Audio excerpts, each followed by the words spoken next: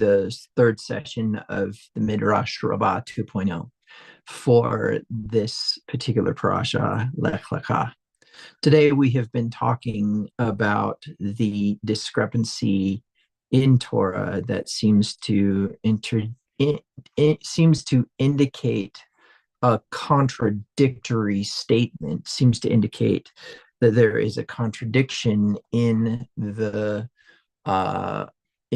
realm of the parasha that talks about, or not the parasha, but the generations that talks about the birthing of Abraham and the age of Terah when he dies, and of course the indication that Abraham goes to Haran after Terah dies, and therefore kind of that he had, as it were, moved on from his father's beliefs and had left his father's household and all those other things. And we were kind of discussing that there was a concept that we probably had to be a little bit more, sorry, I keep having to try to get this thing to charge, that there was a little bit more to the story. And one of the things we did is we went back and looked at some of the lore in history and whatnot.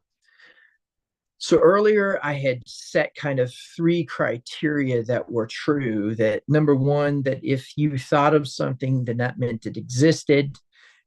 Therefore, if you thought of something and you had an inappropriate perception, doesn't mean that the thing you thought of wasn't true. And so we showed how the anthropological evidence of civilizations involved in human sacrifice believed that they needed to depend upon the gods for fertility and for the growth of animals, birth of animals, growth of crops, and the prosperity in general. And of course, we acknowledge that that source is the intensification of all power in the universe. What we need to really kind of nail down is the reality that a knowledge that begins in a violation of Torah does not necessarily reflect that the first philosophy was false. Where this is going to come into play is where Abraham leaves Ur of the Chaldeans, and yet we see Abraham practicing mysticism, right? Sorry, that was my alarm to wake up and start this. So when we see Abraham practicing mysticism, and we notice that that's also what was practiced by the Chaldeans, and we also notice Abraham observing the stars in the moon and the sun and concluding that there was something greater there, we have some evidence of Chaldean philosophy in Abraham's mysticism.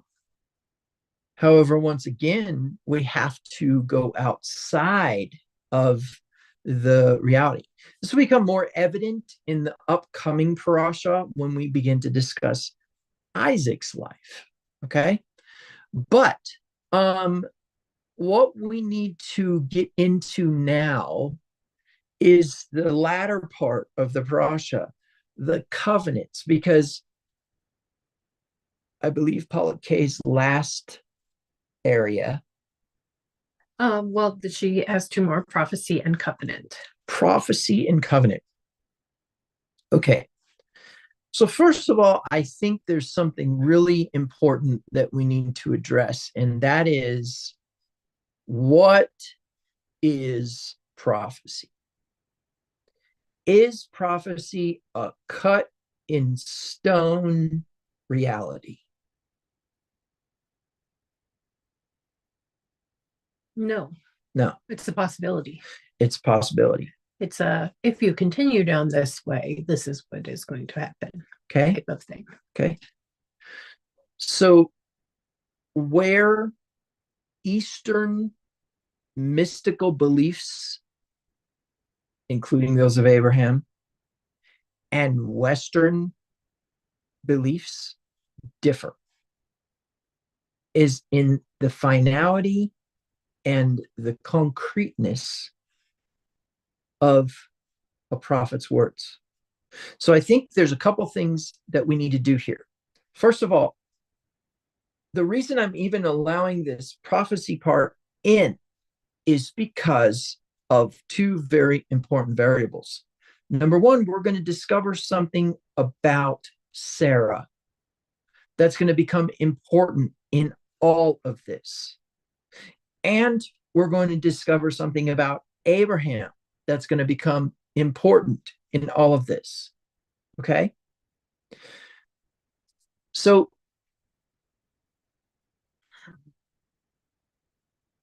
let's go to Deuteronomy chapter 13. And very specifically, um,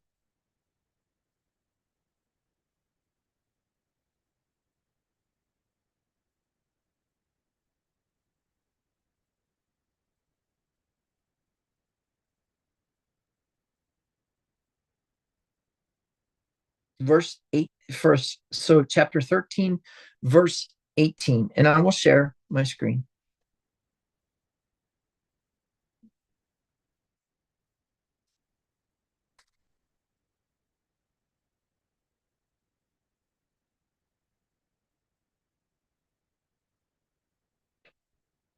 Okay. So in verse 18, it says something. It says, because you have listened to the voice of Yahweh, your Elohim, to keep all his commandments, which I command you today, and to do what is right in the eyes of Yahweh, your Elohim. Okay. Now, if we were to ignore all the other verses, let's listen to this first part. If there arises among you a prophet or a dreamer of dreams, and he gives you a sign or a wonder, and the sign or wonder comes to pass, of which he spoke to you, saying, let us go after other gods, which you have not known, let us serve them. You shall not listen to the words of that prophet or dreamer of dreams. Now listen, for Yahweh, your Elohim, is testing you to know whether you love Yahweh, your Elohim, with all your heart and with all your soul. And then listen to this part. You shall walk after Yahweh, your Elohim, and fear him, to keep his commandments and obey his voice. You shall serve him and behold and hold fast to him, not behold. Okay? But that prophet or dreamer of dreams shall be put to death. So, what is our first test for the prophet? Is it that something happens, or is it what they communicate with the sign? You see, many people come along and say, oh, this is going to happen and that is going to happen. So let's take, for example, Charles Taz Russell and his entourage. I believe it was Rutherford and one other individual who I can't remember right now. I want to say it's Bundrant, but I don't think that's the correct last name. But there was three: Charles Taz Russell and his people in the Watchtower Tract Bible Society concluded that in 1914, I believe, Christ was going to come back. And this was going off of this was riding off of the shirt tails of William Miller and his group, who were date setters, who decided that Christ was going to come in like 1893 or something like that. Anyways, short version is that after all the date setting and everything, people concluded that William Miller was a false prophet, and concluded that Charles Taze Russell was a false prophet. But is that Torah's definition of a false prophet? By this definition alone, the answer is no. But what I want you to look at or understand is that a prophet is not somebody who predicts something, but they are somebody who has an omen or a sign of some sort become a reality. And when we look at Matthew chapter 7, verses 21 and 22, we find a group of people coming to Yeshua. And here's what I want you to think about. They are not coming to the Yeshua that they met on earth 2,000 years ago. They're coming to a very different Yeshua and saying, Lord, we cast out demons in your name. We prophesied in your name, and we performed miracles in your name. And he will say, depart from me, I never knew you, you workers of Torahlessness, or you workers of anti-Torah. And what's interesting about this is the concept that the people of Israel were not concerned with whether or not a false prophet's signs came to pass that would prove that they were a false prophet, but instead that he gave instruction to go after other gods. But interestingly enough, built into that is a concept that if you show signs and wonders and then tell the people not to honor Torah,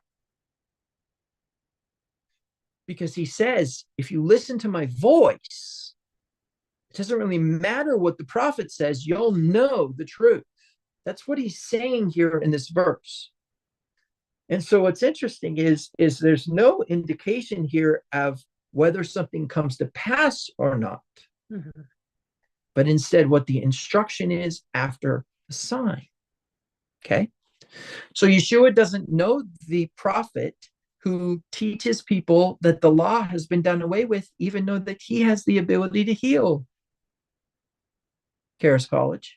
Okay, so at any rate, when we think of the reality of Abraham's life, his visions and dreams, and the promises made by Yahweh, who could swear above anybody else. So he swore by himself. Who couldn't swear above anybody else. So he swore by himself. You see, this goes back to the surety of a loan. The surety of a loan is supposed to have collateral. There's supposed to be consideration. And so the consideration would be a bag of grain for collateral of the use of land. So let's say that we give a bag of grain up as collateral. Then we go plant that bag of grain, hoping to produce more grain and borrow against the use of that land, so that we can make a profit, so that we can turn around, pay back that loan, and have our collateral returned. Now, the significance here, and this is important, is in the idea that there is a promise made in the state of a vision. Okay. Now,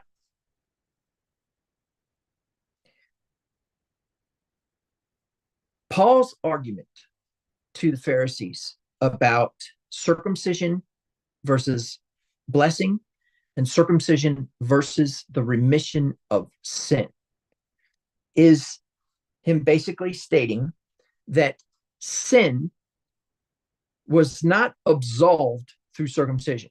You see, that's what the Jews were teaching, is that when you became a Jew, you were delivered from the condemnation of sin. Furthermore, it was not required for you to be in covenant with Yahweh for you to be circumcised, because Abraham was already in covenant with Yahweh. What do we know? The next covenant that Yahweh makes with Abraham is where the circumcision comes in, and it was a promise for the land. I'm going to prove it to you right now. So going into Torah. Oh, you know, wait, we have actually one more criteria we need to establish, and that is presumption. Okay. So in Deuteronomy chapter 18 is where we need to go next, and then we can get into the parasha again. In Deuteronomy chapter 18,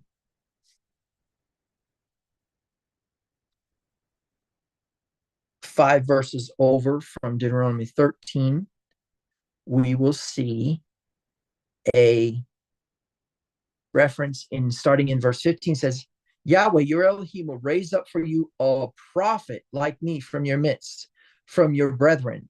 Him you shall hear, and according to all you desired of Yahweh your Elohim in Horeb in the day of the assembly, saying, let me not hear again the voice of Yahweh my Elohim, nor let me see this great fire anymore, lest I die. And Yahweh said to me, what they have spoken is good. I will raise up for them a prophet like you from among their brethren, and I will put my words in his mouth, and he shall speak to them all that I command him. And it shall be that whoever will not hear my words, which he speaks in my name, I will require it of him. But the prophet who presumes to speak a word in my name, which I have not commanded him to speak, or who speaks in the name of other gods, that prophet shall die. Okay? Now, the reason why that is important is because on the one hand, what do we have? A false prophet is not somebody who can't prove their sign, right? A false prophet is somebody who leads you away from Torah and specifically to idolatry. Mm-hmm. Yes. Right? But now we have something else going on that has nothing to do with a false prophet, but with a prophet who speaks presumptuously, who speaks in the name of the Lord, but is not actually sent by him. So now we start to get into people that say, thus saith the Lord all the time, and it's not him. So wait a minute. How do we know if it's him or not? Because it isn't about the sign, because we know prophets who want to lead us after other gods can perform signs. It isn't about having a dream and it not coming to pass. That's not a false prophet. And it's not in the name of. And it's not in the name of. Instead, we come back to our shepherd's voice. We come back to the fact that we know in our heart of hearts when we've heard the truth. Because truth is a person and he's recognizable. He says, my sheep hear my voice, and when I speak, right? Mm-hmm. When I call to them. Okay, so now what we need to get into is the prophecy that Paulake has defined as one of the steps, right? So getting into that, we probably need to go into chapter 15. That post-dates Kedalomer, that post-dates the interaction with that postdates the interaction with uh, Sodom and Melchizedek and Honor, Eshcol, and Mamre. So in Genesis chapter 15 is where we will begin. I'll go ahead and share my screen.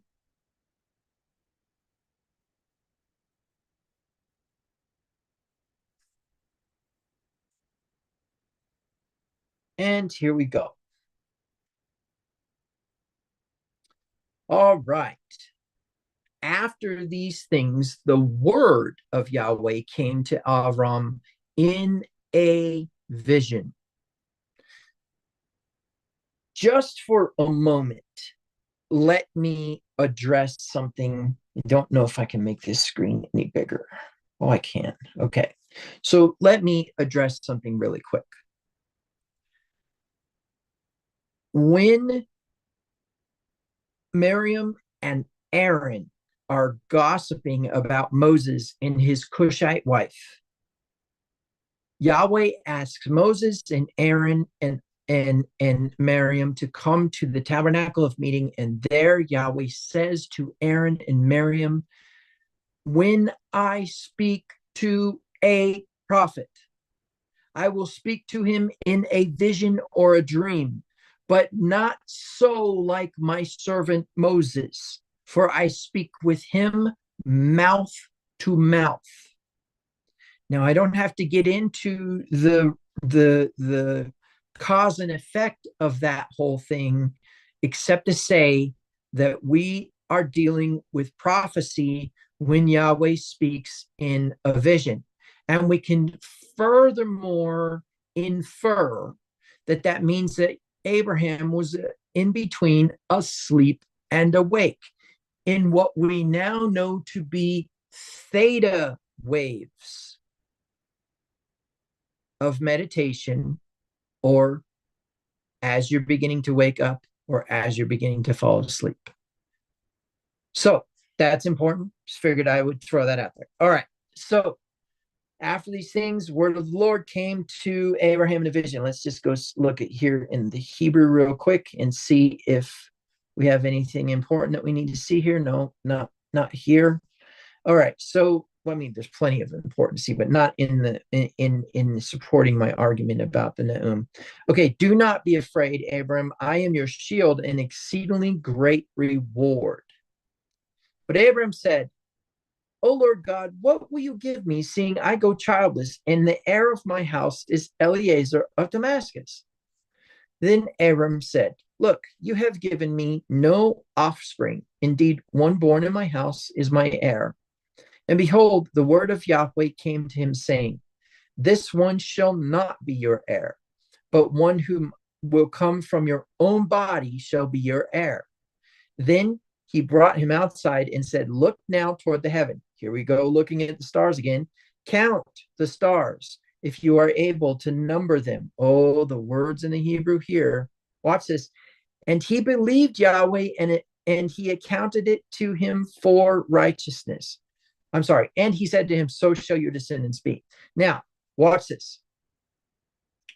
Then he said to him, I am Yahweh who brought you out of Ur of the Chaldeans to give you this land to inherit it. Ding, ding, ding, ding. We have a winner. Do you guys remember what we went through in the first two sessions? We believed that the call to go to the land of Canaan came while they were in Ur of the Chaldeans after they were exiled. Now we see proof of it. All right, and here we go. And he said, Lord God, how shall I know that I will inherit it? And so he says to him, bring me a 3-year-old heifer, a 3-year-old female goat, and a 3-year-old ram, a turtle dove, and a young pigeon. What is this? This is the initiation of what is known as a land covenant.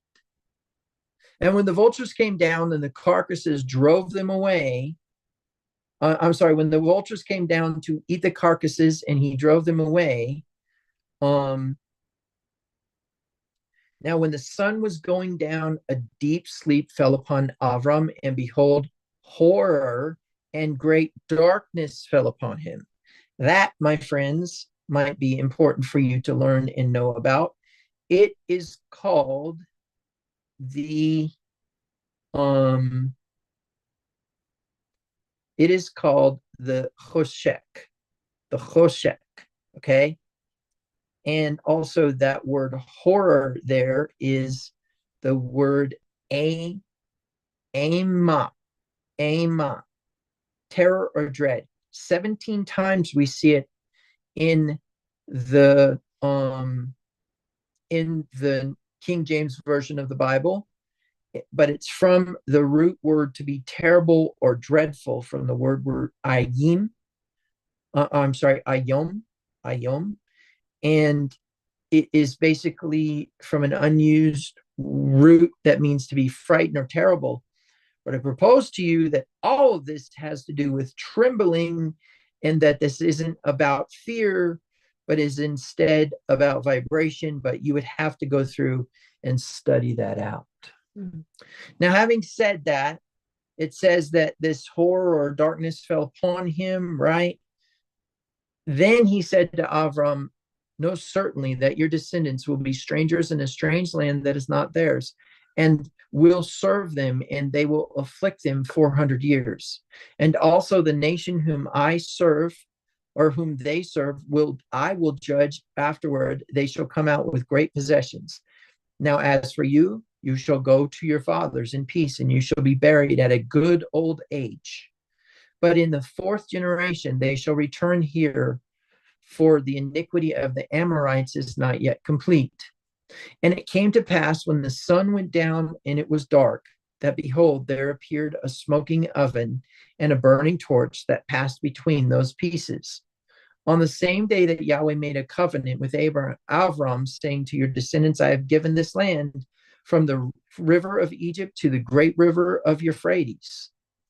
The Kenites, the Kenizzites, the Cadmonites, the Hittites, the Perizzites, the Rephaim, the Amorites, the Canaanites, the Girgashites, and the Jebusites.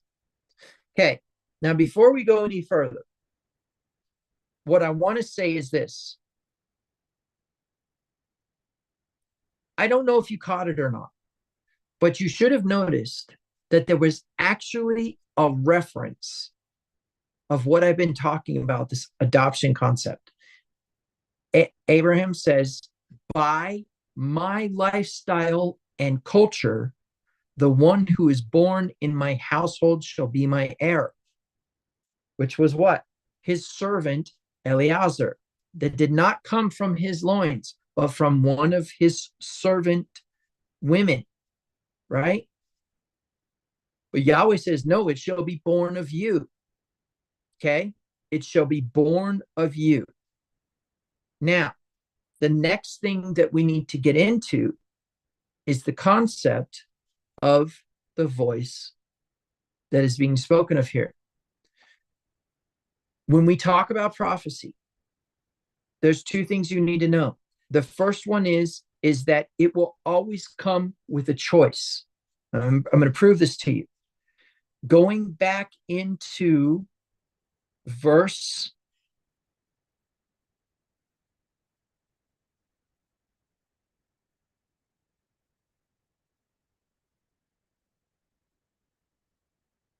6 of chapter 15, we see Paul's quote, and he believed Yahweh and he accounted it to him for righteousness.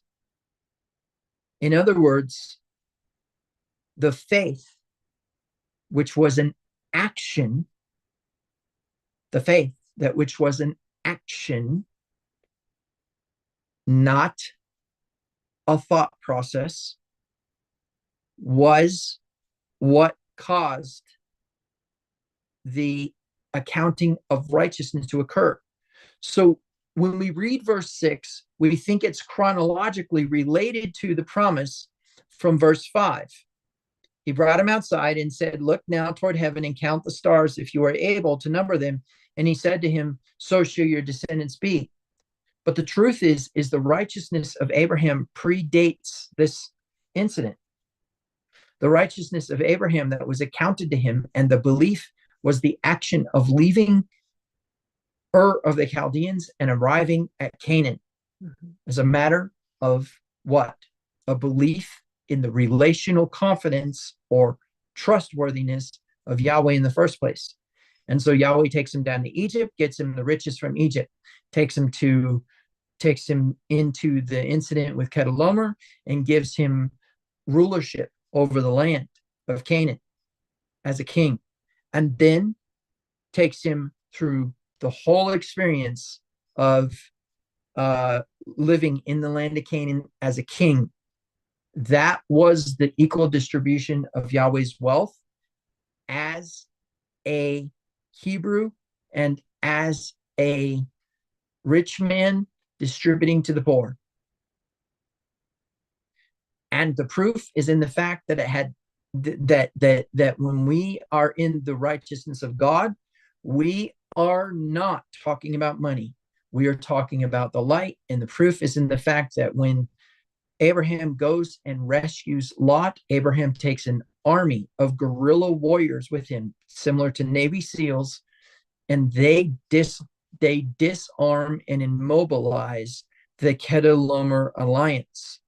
But what's important about this to realize is that those men were not just armed men in Abraham's army, but instead were actually disciples of Abraham's faith who had converted from Canaan. How do we know?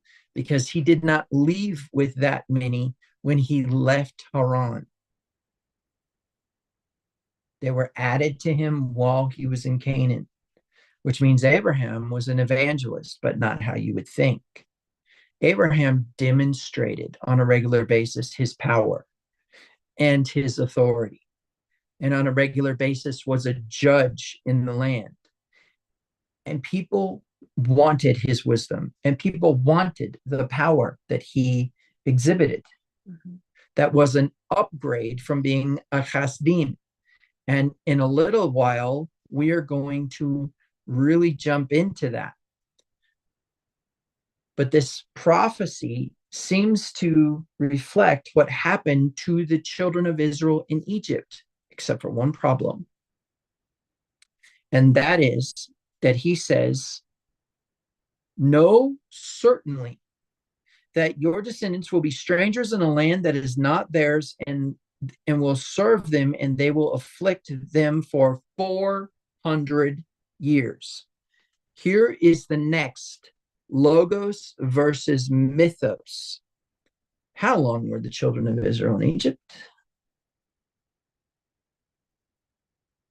Like something like 436 or something like that. 200 some years. Really? Yep. If you calculate from Joseph's time all the way to Moses' time, we have a discrepancy again. And so what do the critics say? They say, well, that 400 years is proof that this isn't true, or that we have two different authors here, because they did not spend that much time in Egypt. So we have to reconcile this, right? We have to figure this out. Well, some say, well, that 400-year count began during Abraham's life, when his descendants ended up conflicting with the Philistines, right? And there's others that say that it started during the count started during Abraham's life, the 400 years, because of the sin of the Amorites, right? But in the fourth generation, their return here for the iniquity of the Amorites is not yet complete. You got to remember two very important things. Number one is that when it says they will afflict them for 400 years, and also the nation whom they serve I will judge, doesn't mean that the nation that whom they serve is the only nation that would afflict them. Okay? Mm-hmm. But again, this is another Skeptics Bible. You go to that skepticsbible.com or org or whatever it is, and you will find, let me see what it is. It's Skeptics Bible something.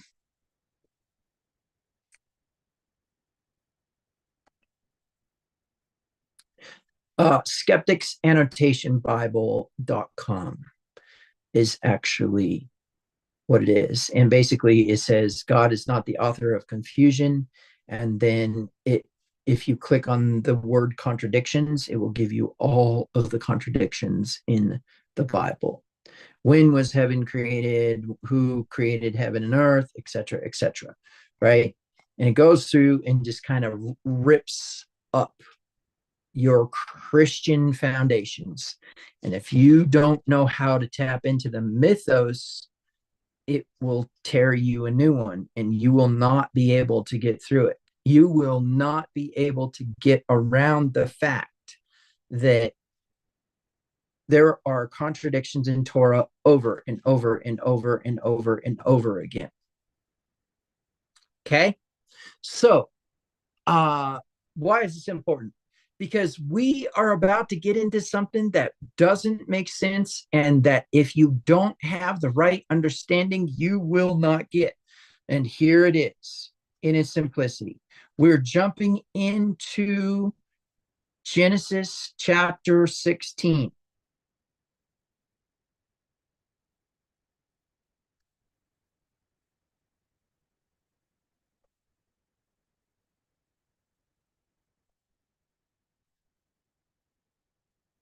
In Genesis chapter 16, it says, now Sarai, Avram's wife, had borne him no children, and she had an Egyptian maidservant whose name was Hagar. Egyptian maidservant. Where did she get the Egyptian maidservant? From the time when they were in Egypt and had the problem. So Sarai says to Avram, see now, Yahweh has restrained me from bearing children. Didn't we just conclude in the last session that the people of Canaan who were slaughtering humans had concluded that the fertility only came from the gods? Mm-hmm. So Sarai said to Avram, see now, Yahweh has restrained me from bearing children. Please go into my maid. Perhaps I shall obtain children by her. And Avram heeded the voice of Sarai. Now, what's interesting is when we start to get into Hebrew slavery versus nation slavery and chattel slavery, you will find that there is a big difference. On the one side, you don't have to do that. On the one side, we have in its simplicity the concept of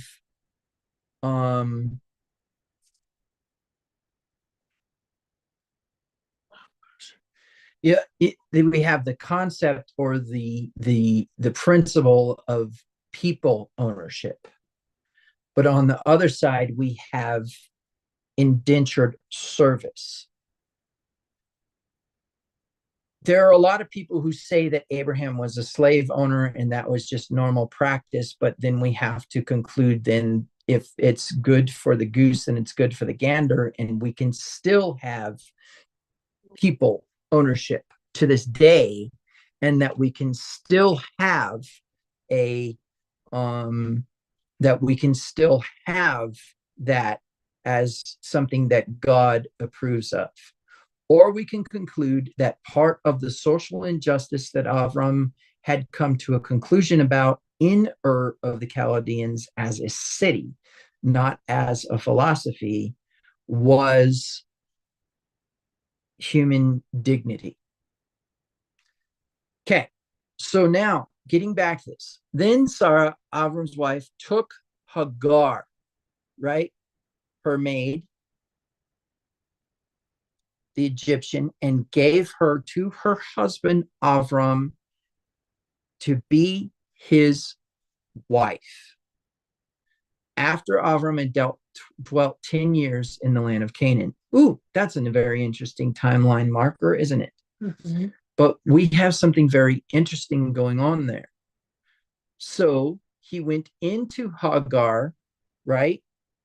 And she conceived. And when she saw that she had conceived, her mistress became despised in her eyes.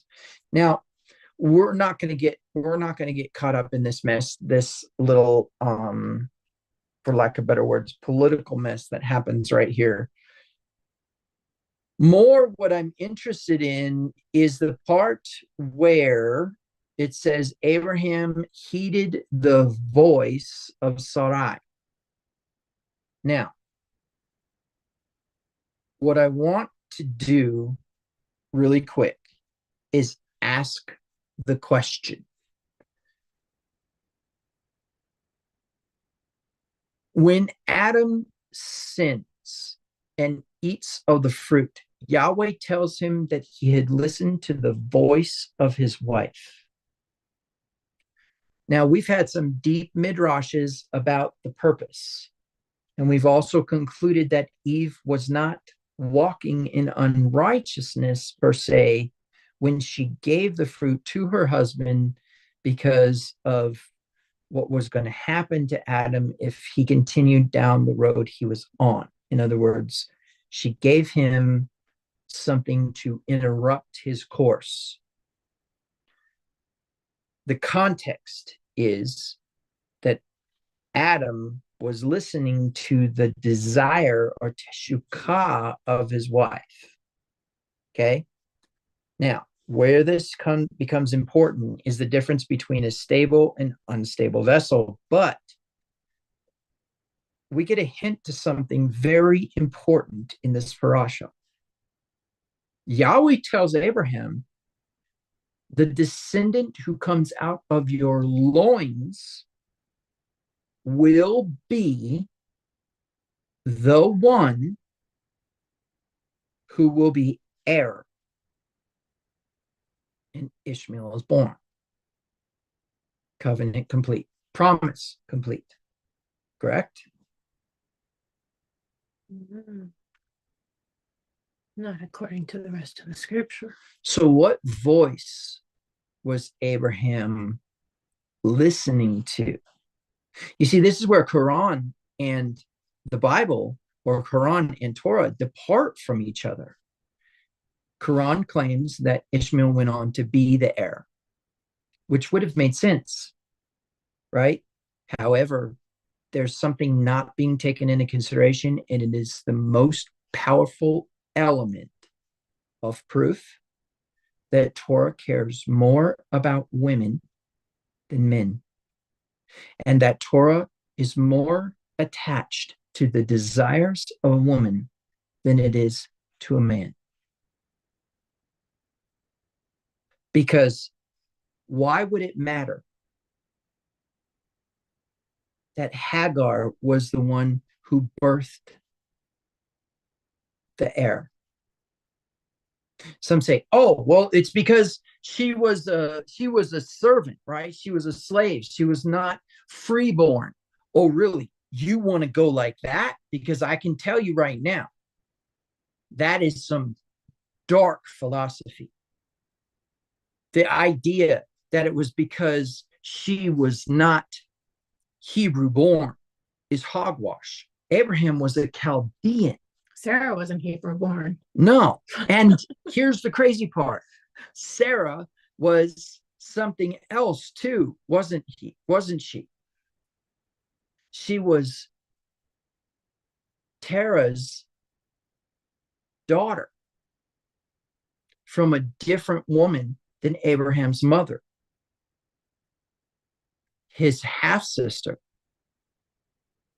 At least that's how it seems to read in the English. Truth be told, she was probably Haran's wife first. And Haran did not have any heirs. And the honor of the Levirate marriage was intact. We're going to get into that. But now watch this. So now Hagar comes along, provides an heir. What's the problem? Is it because she's slave born? Well, here's the problem. The Torah says that if you take a woman to wife who was your servant, she becomes your wife. And furthermore, you shall not diminish from her food, clothing, or conjugal rights. And if you decide to send her away, she is sent away free. In other words, you marrying her makes her free, which means Sarah was no longer a slave. Now, this is where things get complicated. And that's why I said I'm going to leave the politics, or Hagar was no longer a slave. Sorry. This is where things get complicated, and I'm going to avoid the politics here. And the reason I am is because I don't want to really get into it, but I will put out there why then later was Hagar treated as a slave again. This was a violation of Torah. And since it was a violation of Torah, it was an anti-Torah, and therefore becomes a foothold for Hasatan, as we have learned. Meaning what? Meaning we have a problem. But let's go back to the fact that Yahweh said, it will come from your loins. Done. Promise finished, except for one thing. And this is important. Sarah is the one who didn't have a child. Sarah's solution was based upon what was really in her heart. She wanted a son. It was not Abraham who was longing for a son. It was not Abraham who thought his life was not complete without a son. All Abraham had said is, look, by the law of inheritance, you say that my descendants shall inherit this land and be like the stars in the heavens. But truth be told, is as it stands right now, we're working off of the law of the servant. We're working off the fact that these people who are born in my household are going to be heir. And Abba says, nope, not so. So Abraham's intention behind having somebody to give the inheritance to, he didn't care. He had already concluded that the inheritance was going to him. But Yahweh says, your bloodline shall be the one through your seed. And he's like, how's that possible? So what we perceive to be Abraham longing for a son is actually Sarah. Mm-hmm. In her, because she says, maybe I will have children through her. Right. And we see Sarah's desire for a child consuming her reality, to the extent in the next parasha, when Yahweh shows up and makes the announcement, she won't believe it. She's so embittered that she doesn't believe it. She laughs. Like, seriously? I mean, think about this. Yahweh speaks and she laughs. I'm sorry. If I was 90 years old and that's when God decided to open up my womb, I think I might be a little bit bitter too, now that I'm old. And careful what you ask for. Okay, so what does that mean? That means that the only reason why Hagar's son does not get the marker is because it wasn't Sarah's son. It had nothing to do with Abraham. It had to do with Sarah. And that shows how much Torah has compassion for women. And it shows how much Yahweh cares what you all need and want. When it says that Abraham listened to the voice of his wife, he was listening to her tishkah. He was listening to her pain that she was barren. And if we get into the fact that it was a Levirate marriage, then we can get into the idea that there's actually a promise to the dead man in Torah that his son would still be born. Mm-hmm. When Torah says, if your brother has not had children and he dies and you're single, you marry that woman and raise up children in his name, right? Now we know that that's not what happens. Isaac is raised in Abraham's name, so we don't necessarily see that, but we can see Sarah's long. Abraham is called a Hebrew, and isn't that where isn't Haran where we get the word Hebrew? No. No? We get the word Hebrew from Eber, the the the one who names his children after the breaking up of the continents, after the earthquakes, Peleg. And so Peleg means earthquake, and I think the other one means waters that separate or something like that. Anyways, it's in Genesis 11, and we can look at that if you want. But why do I bring this up? Because Scott asks a question, okay? And I want to go ahead and read Scott's question. Yes. So Scott asked the question. He says this might be a little off the parasha. He says, can a negative energy of a husband or wife cancel out the positive energy of the spouse? Maybe the negative is stronger in one and the positive is weaker in the other. I've wondered this for years.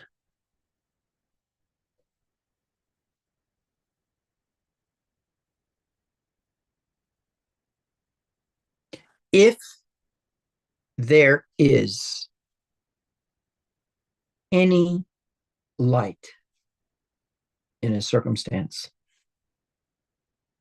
it will override the darkness. Because darkness was not designed to prevail. Darkness is like water. Water flows, water collects, water follows the path of least resistance. So darkness doesn't really have a limitation per se, but it does have a rule. It doesn't prevail over light. Go into a dark closet, close the door, block out all of the light, turn on the light. What happens to the darkness? Anywhere where the light cannot shine because of resistance, like a coat or some other thing hanging in the closet, behind the coat is still darkness. But where light is able to shine, the darkness cannot prevail. The moment you turn out the light and there's no light present, darkness prevails. That's my point. If there is any light, there is an absence of darkness. I'm not saying there aren't shadows, but there is an absence of darkness. Therefore, we can conclude by that alone that light will always prevail. Therefore, if there is a minimum of positive energy in a wife or in a husband, and there's a maximum of negative energy in a wife or in a husband, the latter will prevail. However weak they may be. A choice to be in the light is a choice to not be in the darkness, and the darkness cannot overcome the light. So, in this narrative, we see Sarah coming up with an idea on how she could feel complete in her desire. How could her vessel be stable? The problem is that she sold herself short. She didn't believe she was the one who would bear the children. It wasn't about giving Abraham an heir. That's a Christian deficiency. It was about her and who she believed she was. And if you really analyze the way Abraham treats her, and if you figure out that she was not there, I'm sorry, he was not there when she died, you find that he didn't really love her. And which would bring us back to it being Haran's wife, and he took on a levirate marriage. Yeah, levirate marriage. And he took on the responsibility versus him loving her. Which reconciles the half-sister thing, doesn't it? Because a violation of Torah would be involved if Abraham had his sister. right? Mhm. You are not allowed to marry. Well, you're not allowed to uncover the nakedness of your half sister. And according to Torah, Avram kept Yahweh's covenant. I'm sorry, Yahweh's commandments perfectly. In fact, what does Paul say? If anyone has found merit for righteousness without earning or with by earning it, it is Abraham. Right? Mhm. Okay. So how does this work together with what Scott asked?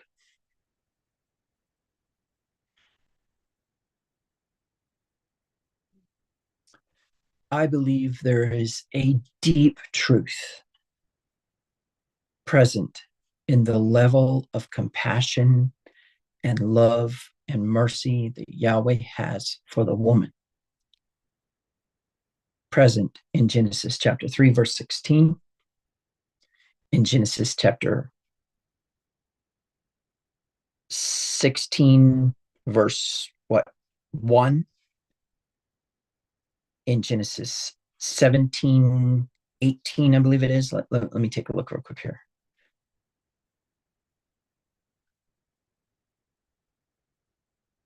15, where he changes Sarai's name to Sarah and Avram's name to Abraham. And then we have a concept here that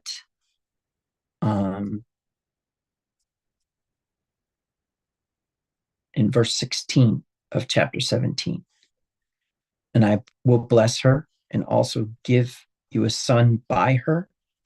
Then I will bless her, and she shall be a mother of nations. Kings of peoples shall be from her. So it's interesting because Sarai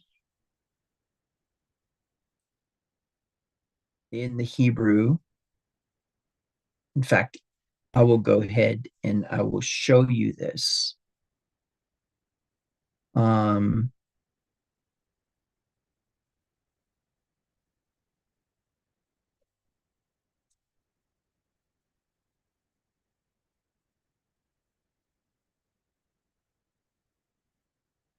I will show you this quick thing here. See, I'm actually sharing this screen.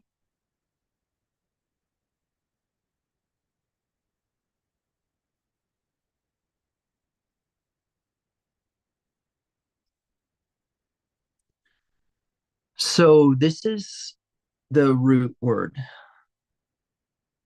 sarar, to be or act as a prince, contend or have power or prevail over, right? And it actually is used only 5 times in all of the Bible. We can go look at those 5 numbers: 16, 13, Esther 122, Proverbs 8:16, Isaiah 32:1, and Hosea 8:4. Okay. However, that is the root of this noun, which is to be a prince or ruler. When we put this yod next to it, let me show you this. We have what is known as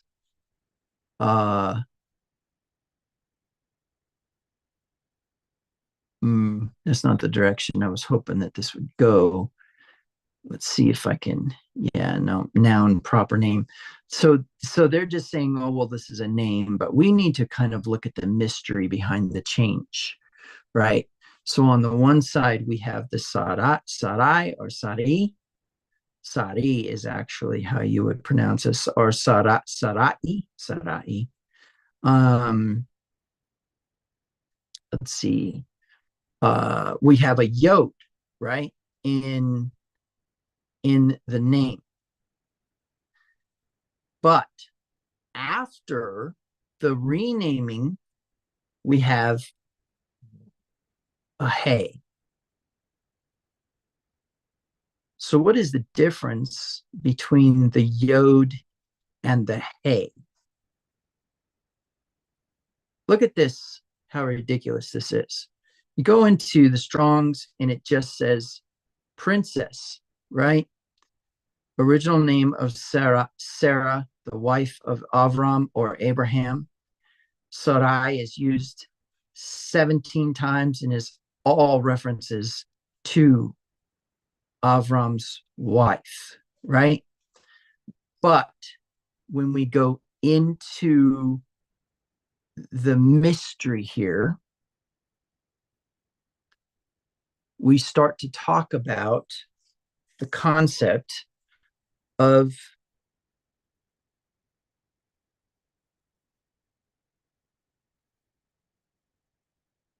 willfulness.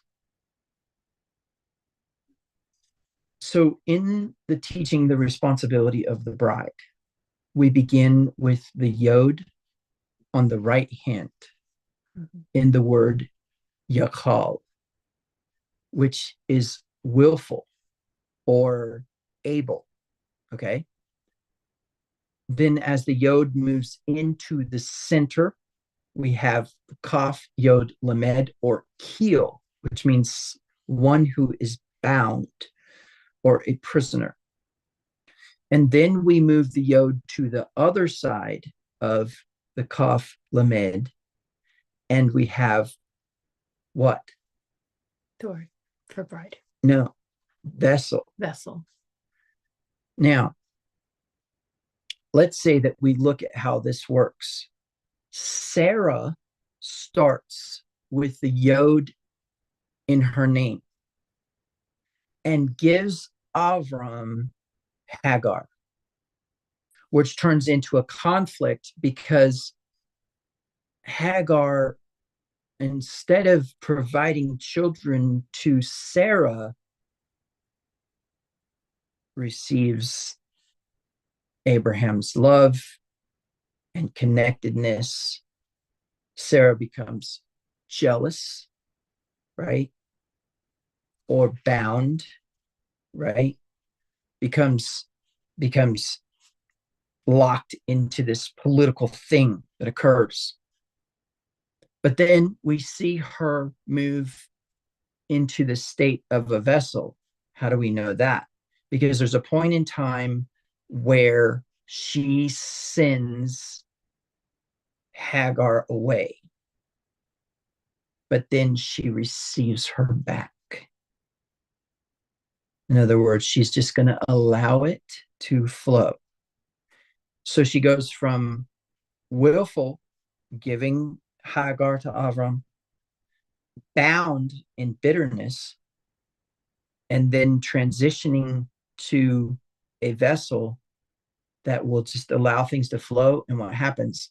The vessel, the yod in the word vessel drops, a hay replaces it, and the person goes from being willful to a prisoner to a vessel to a kala, a bride. So the word in Hebrew for bride is kala. And so the reason why this is so important is because we see the yod get dropped and a hay be added. So Sarah goes from doing something to observing something.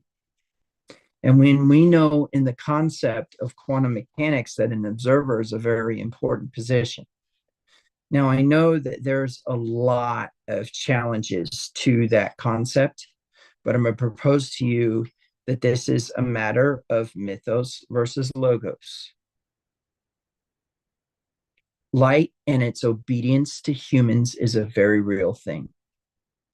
And dominion over creation and creation's deliberate obedience to a human is a very real thing. And so we don't necessarily have to sit here and try to prove that something is factual per se, as much as we need to use it as an allegorical statement to represent our reality. Because you can only operate in this realm in the mythos, it can't in the logos. And so, as a result of that, we accept that the hay means that we have been given dominion, and that the yod means that we have not yet accepted the responsibility of the bride. Keep in mind that the word dunamis in the Greek, which is the word that represents the power or virtue that flowed out of Yeshua when the woman touched the hem of his garment, is also the word when they say, we performed miracles in your name, and he says, depart from me, I never knew you, which is also where it says that we ourselves are supposed to do things that are supernatural. Goes back to the Hebrew in the Septuagint as the word yakal, and specifically in the participle yokel. I'm sorry, yeah, yokel. And so where that actually becomes important is when we realize that yakal is to be able. So it's not necessarily a bad thing, but the transition that needs to occur has to do with the original Hebrew parent root of the word yakal. So dunamis is contingent upon this parent root, which is kaf, hand, lamed, shepherd's crook, which is what? Tame for the yoke. Ready to receive the yoke, trained for purpose. So now we see the yod transition through the letters from the yakal to the kil to the keli to the kala. So we can say, even in this, we see the compassion of Yahweh in Sarah's name change.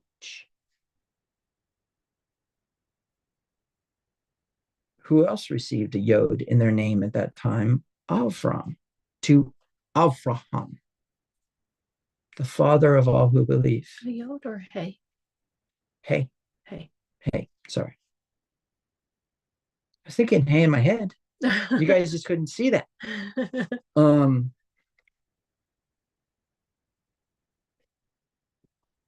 So does the negative energy, if it is stronger in a wife, override the positive energy in a husband, or vice versa? Does the negative energy in a husband, which is stronger, override the weak positive energy in the wife? The answer is no, because the light will always prevail.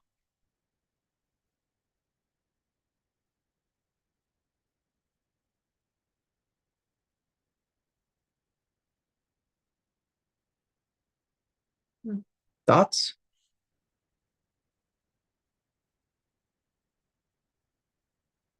This is why it says to the wives in 2 Timothy chapter 3, verse 1, wives, submit to your husbands. See, the part that people get caught up in is wives, submit to your husbands.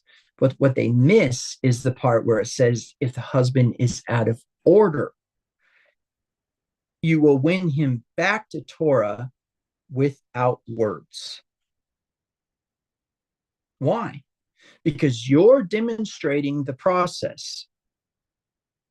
Yod on the right-hand side, yod in the middle, yod on the left-hand side, yod dropped, hey added. The bride is the ultimate authority. as the observer, because the observer is whom the universe will obey.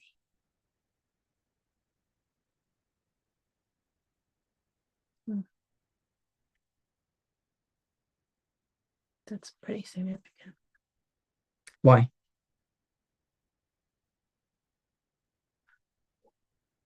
In the fact that you had made the statement that the Torah cares probably more for women than it does actually for the men. And if she is going through those motions and steps and she is willing to be moved, be changed, be reformed, um, then that's exactly what the men also should be doing, you know. But then again, each of us, male or female, um, both of those are just energies, right? Um, have that choice on whether or not we want to go through those steps of being changed. Yes. Let's take a break.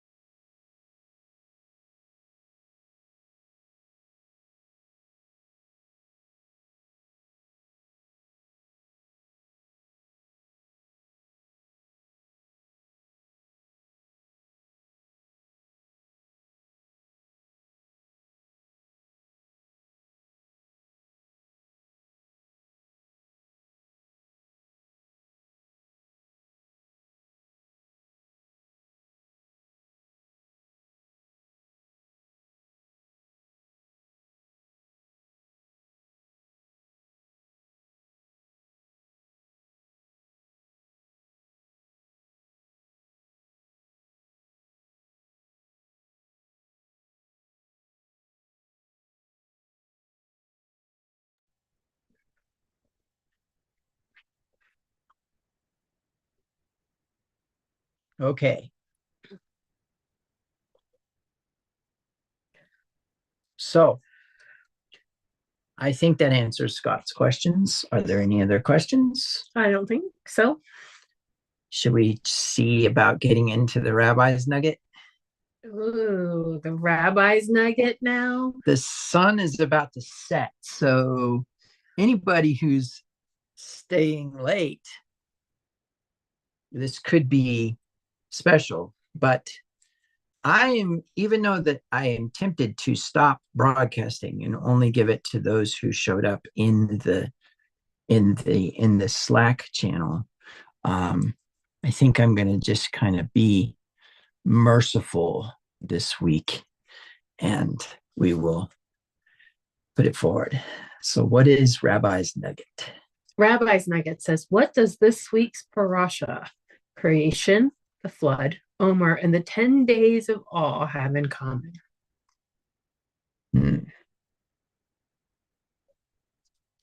This week's parasha, creation, the flood, the 10 days of awe, and the Omer have in common. Hmm.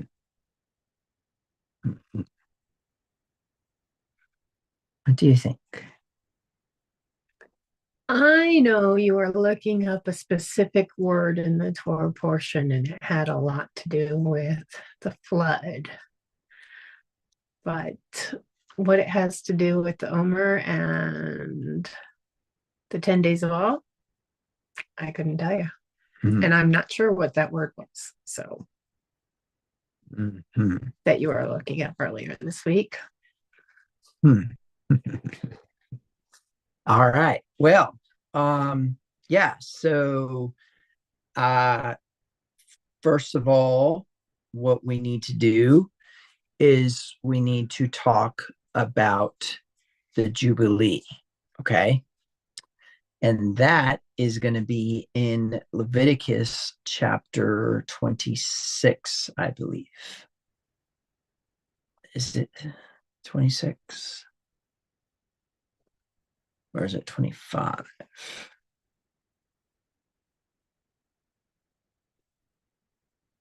No, it's not 26. It might be 27.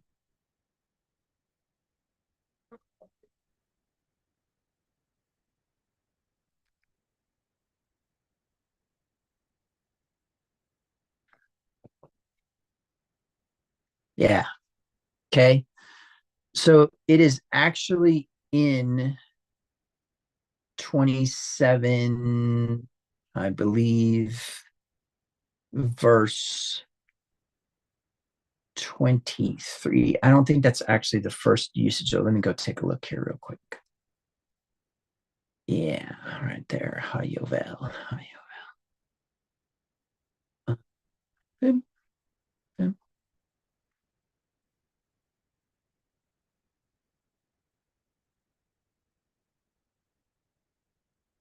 Yeah. Okay. So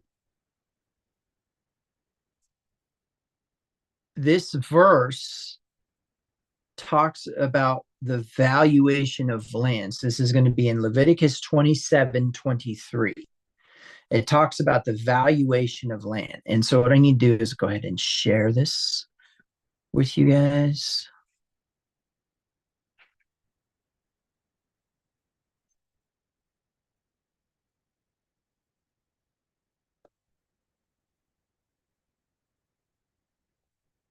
Okay, so in Leviticus 27:23, it says, then the priest shall reckon to him the worth of your valuation up to the year of Jubilee, and shall give your valuation on that day as a holy offering to the Lord. So this isn't the only verse. I mean, we can go back one verse and we can look at verse 22. And if a man dedicates to Yahweh a field which he has bought, which is not the field of his possession, right? Why is this important? Is because of the concept that if a man dedicates a field that he has not bought to the temple or to the tabernacle, he can't dedicate it for more than the year of Jubilee, because what happens in the year of Jubilee? It returns back to the owner. It returns back to the owner. And so in the year of Jubilee, the field shall return to him from whom it was bought. Well, this year of Jubilee is actually Shana Yovel. Okay. Shana Yovel. Let's see. Here we go. Right here. Beshanat Hayovel. Right there. Beshanat Hayovel. And if we go to the forward inline, Beshanat Hayovel, here's the transliteration soundings, right? Seems to talk about the concept of jubilees. But when we go into the Hebrew, something strange happens. It's literally a trumpet. And it's from the root word yaval, to lead or carry, conduct, or bear along. Now, what's important here is, number one, that Jubilees is simply the blowing of a trumpet. That's it. It's the trumpet that sounds on the Yom Kippur after the 49 years of countings. Okay? Mm-hmm. Now, when we look at this, though, and we look at the Beit Lamed, then we are looking at the concept of well, actually, you know what? Let's just go into the I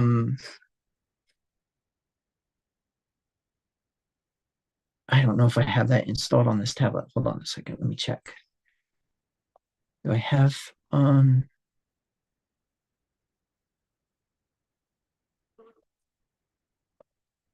I don't. So I need to go get, forgive me for my unpreparedness, but I didn't know that I was going to be using this tablet today. Let's see. I need Kindle.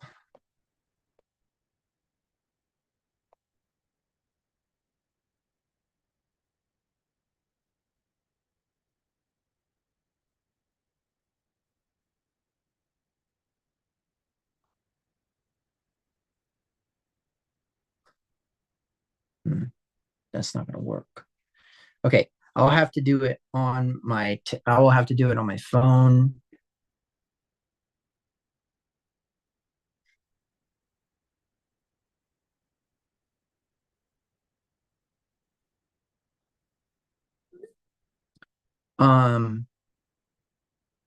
Because basically,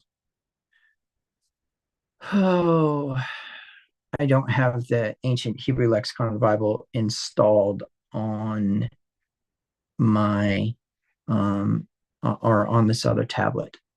So we will take the Strong's Concordance number. As you guys know how this works, we'll take the Strong's Concordance number H3104, put it into the search as 3104.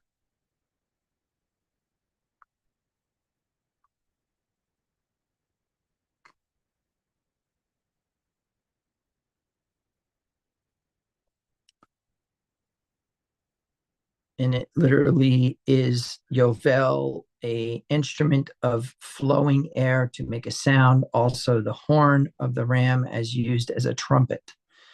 So the flowing, right, is where we're going to go with this, but it comes from the parent root Beit Lamed, or Bal, and it means as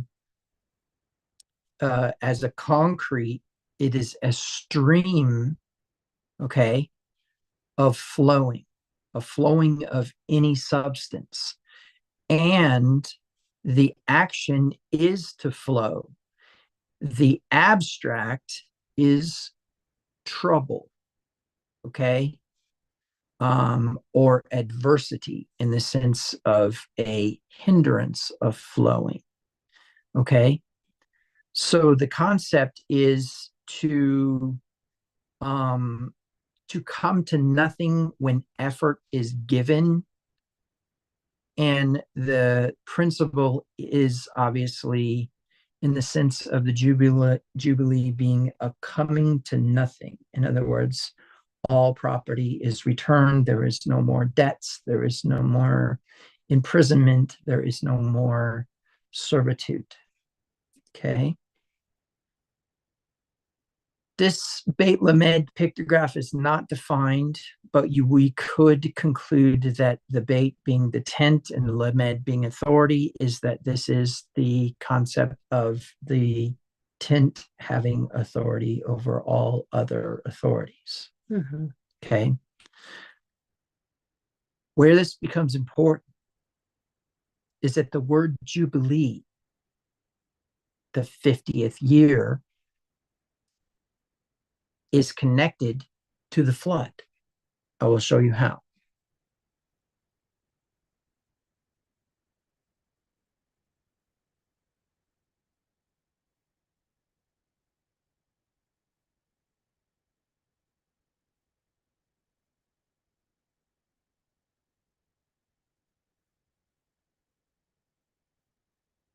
In Genesis chapter 7,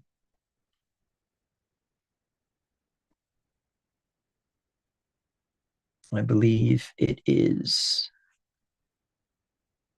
verse 17.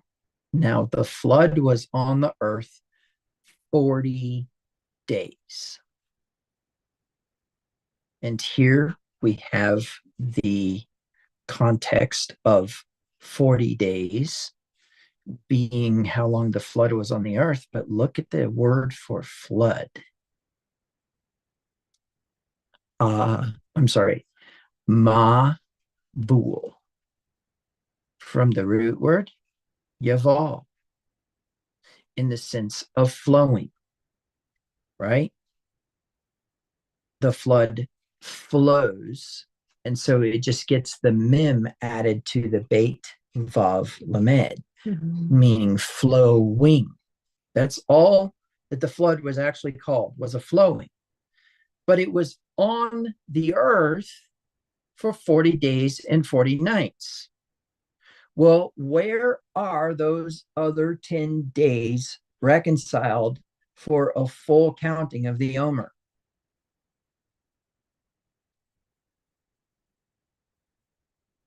Is it the days that he was in the ark?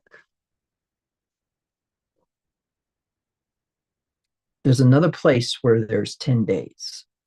Oh, the 10 days alone. The 10 days of law.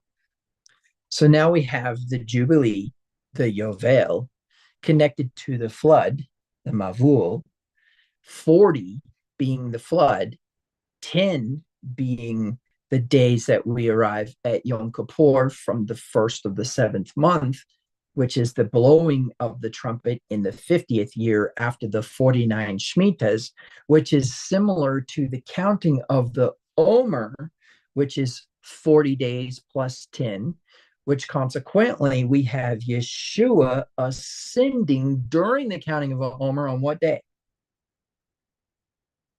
On the 40th day. On the 40th day. What interesting numbers and links to the same Hebrew root we have here.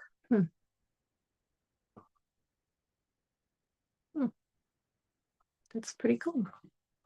And so it's interesting because how long were the Israelites supposed to wander in the desert? For 40 years. And 10 more years would have been the Yovel.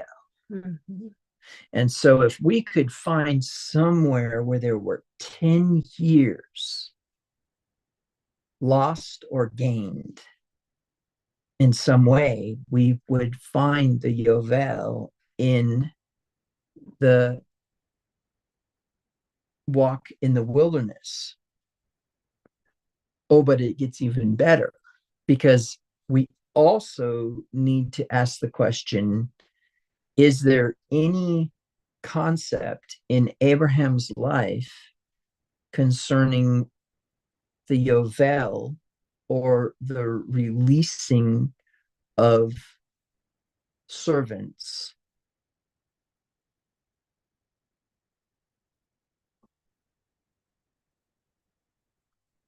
or the releasing of land?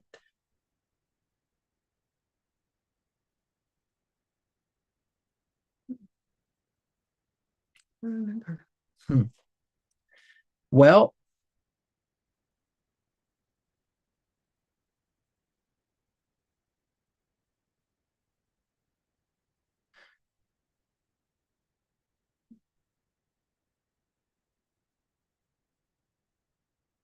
the connection between this parasha and creation and this week's, or I'm sorry, between the flood, this week's parasha, and creation has to do with the Hebrew word yarvu. Okay. And vayirvu means uh gives the instruction you increase. Okay. So here's the premise. Okay. In I will show you this.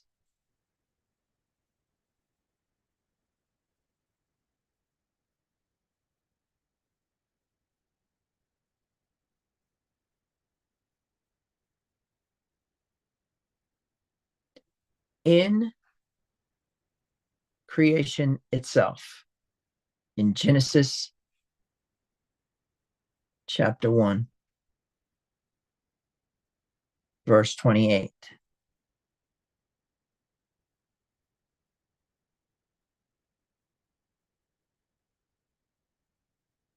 It says, be fruitful and multiply.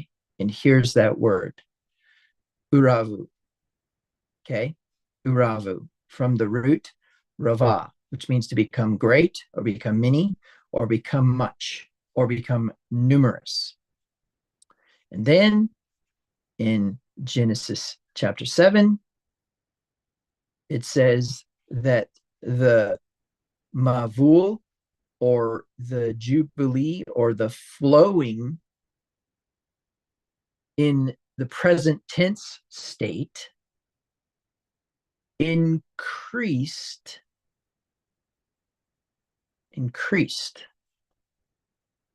But in the Hebrew, it says right here, yarvu. So the difference between the thing that was in Genesis chapter 1 and the thing here is a yod. And although that changes the tense, because what do we know? That vav flips the verb, right? Right here, that vav flips the verb from a he will, right there, this part, he will, to he did. Who did? The flood. The flood, what? Increased, right? The flood increased. Well, going back to that Hebrew word ravah, we find ourselves at our parasha here.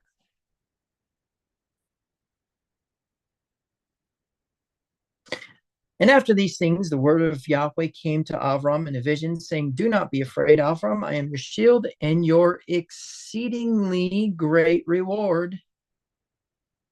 Haravah. So that's how the flood, creation, this parasha, jubilees, and Omer are all connected. That is our theme of the year, to multiply. Right. And I want to point something out for you guys. You see this dot In fact, I figured out how to do screenshots while I was away. Let's see, that's not what you do.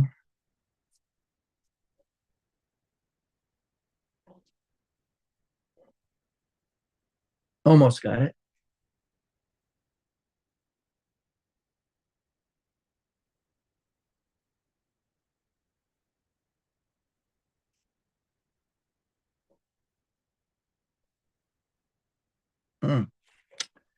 I did it again.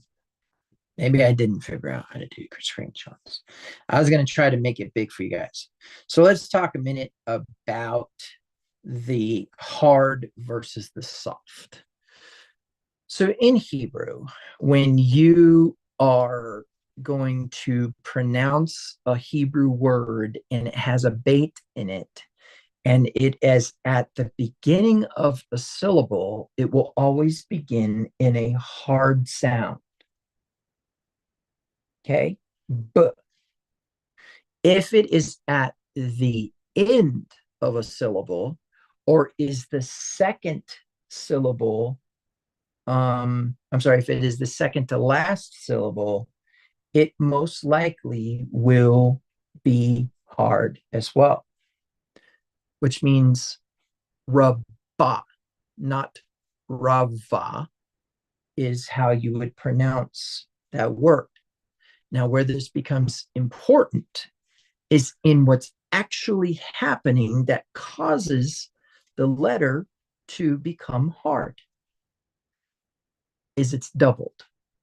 And the second letter is assimilated, meaning in order to get to the word Rabbah, we have to have had two baits, one hidden and one not. And as we move deeper into the theme of the ministry for this year, for this Torah cycle, which started at the end of Sukkot, we will learn more about the deep, deep mystical stuff behind the word Rabbah. But for now, know there's a hidden tent and a visible tent in the word Rabbah. So what's Rabbi's nugget? Rabbi's nugget is that the flood or the Yovel in a present tense state, right? The Jubilee in a present tense state was upon the earth for 40 days and 40 nights.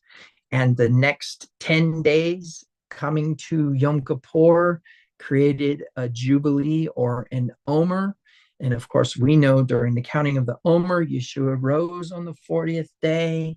And we know that the Israelites were in the wilderness for 40 years.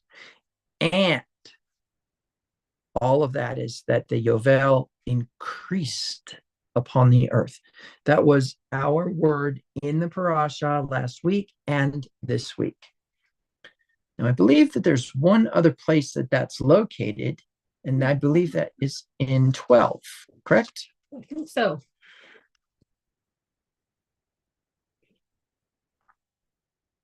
Is it Great Nation? No, that was Gadol. That was Goyim Gadol. Yeah.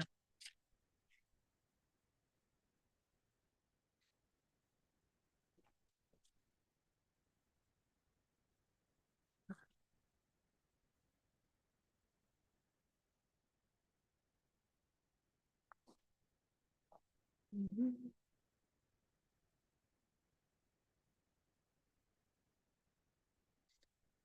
So although this was not, I can't necessarily find it. I think maybe it was just in 15 where we found it. But I think we're going to find our theme word in every parasha. So far, we found it in every parasha.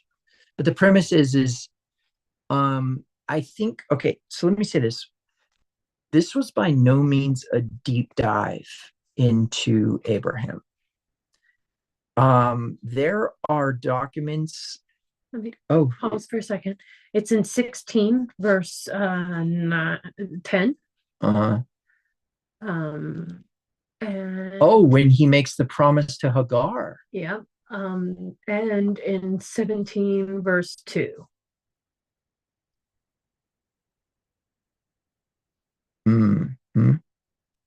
I will multiply you exceedingly. Yes. Yes, yes, yes, yes. Okay. So what I was saying is this was by no means a deep dive into Abraham. I know it appears that it was, but it actually wasn't, because there is actually things that happen um, in Haran, I think, if I recall, that were or are significant. Let me look here and see what I've got for Haran.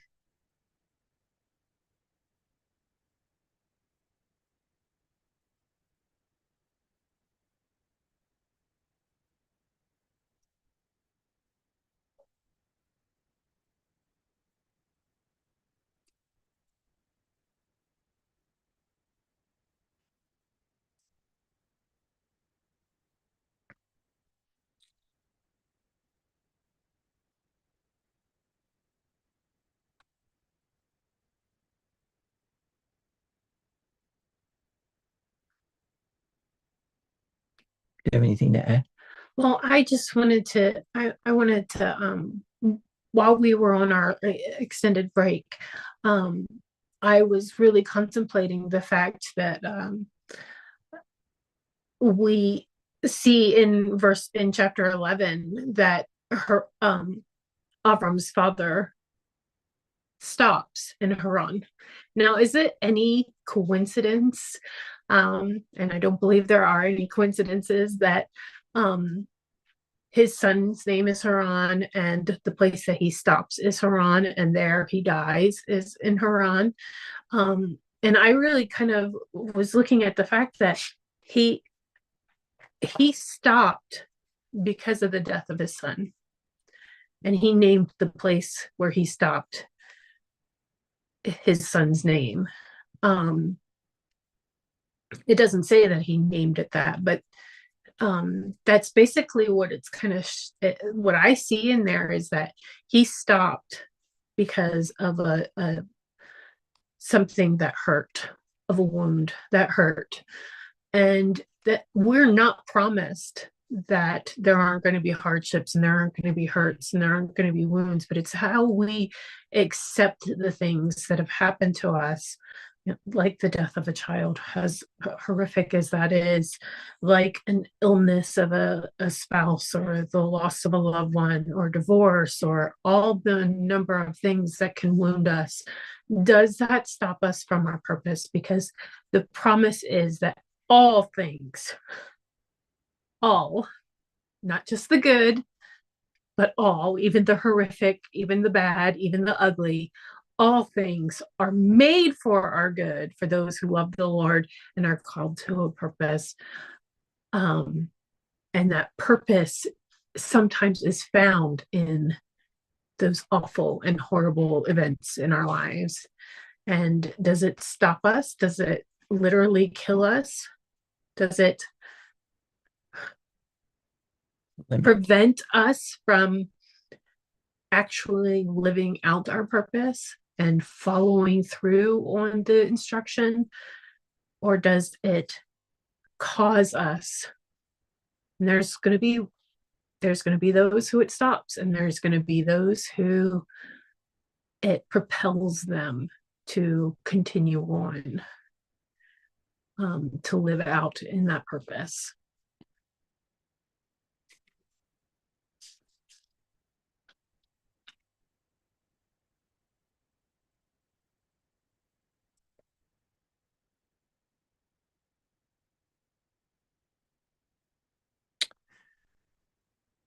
Um, it's in my notes, but I am not finding it here.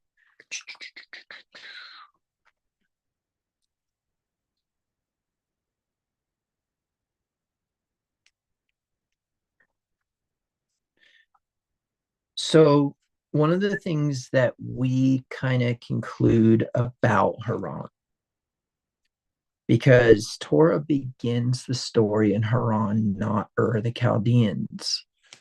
In this parasha, in the last parasha, it ends the parasha with Ur of the Chaldeans. And so there's almost a literary connection to the transition that is occurring. What do we know? We know that the command was given in Ur. We know that his father was following his son. We know that his son was heading to Canaan. We know that Terah stops right before the land of Canaan. Deborah says Terah's wound is what stopped him from entering the promised land, entering Canaan, entering this mystical piece of dirt that to this day defies, absolutely defies logic. Whether it be the Islamic inhabitants, or it be the Christian inhabitants, or it be the Jewish inhabitants, every time the inhabitants of the land go to war with their enemies, they win. When it was the Ottoman Empire's land, they won. When it was the Crusaders' land, they won. And we don't see a change unless the land decides that you are not just. Unless the land itself kicks you out. A sacred and special land that is very reactive to the observation of Torah. And so, in principle, Haran is. And we see that with the Samaritans when the land attacks them, literally, you know, until they start until they start following the Torah, and the priest comes and tells them how to serve the God of the land. Mm-hmm.